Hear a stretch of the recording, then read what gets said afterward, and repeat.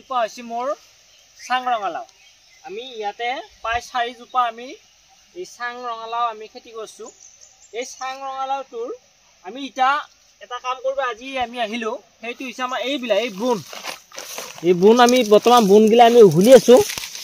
এই ৰঙালাওডালৰ আমি বিশেষ যিখিনি আমি সাৰ প্ৰয়োগ কৰিছোঁ আমাৰ আগৰ ভিডিঅ'ত দিয়ে আছে। আমি তাকে অকণমান তাৰমানে আমি চাফা কৰি দিছোঁ, কাৰণ ৰঙালাওডালৰ বতাহে অলপ হালি গৈছে, আগবিলাক বান্ধি দিছোঁ। আকৌ ইফালে যদি আমি এই আগটো যদি আমাৰ তলফালে নুমি যায়, তেতিয়াহ'লে গাজডাল তলত দিগি যাব, ওখ নোহোৱাই কাৰণে আমি গাজডাল এনেকৈ উঠাই দিছোঁ। এতিয়াহে চৰা হয় এইবোৰ।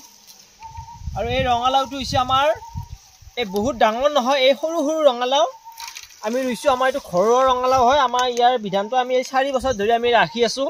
এইটো ৰঙালাও আমাৰ গাঁৱত দিগি আমাৰ কৃষি ৰঙালাও বুলি কয়, কাৰণ এইটো সৰু খাবৰ কাৰণে বিৰাট ভাল। ইয়াৰ মিঠা ৰঙালাও খাই বৰ সোৱাদ লাগে।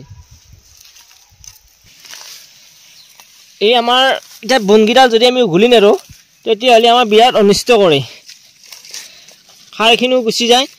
আৰু ইয়াতে আমাৰ ইয়াত তুঁহ দিয়া আছিল, এয়া ব্ৰইলাৰৰ গু তুঁহ আৰু গোবৰ অকণমান নিকেই চাফা কৰি দিওঁ। ইফালে এইজোপাটো আমাৰ এইয়া বোনা আগুৰি ধৰিছে, যিটো আমাৰ এয়া বুন ইফালে এইজোপা উঘলি দিছোঁ। আৰু আমাৰ এই চাংখন আমাৰ বনাই থৈ দিয়া আছে, এই চাংখনত আমি উঠাই দিম। আৰু আমাৰ চাঙৰ আকৌ ৰঙালাও কাষত আমি জিকাও দিছোঁ। এয়া জিকা লাগবা ধৰিছে, আমাৰ এই জিকাও লাগি আছে আমাৰ।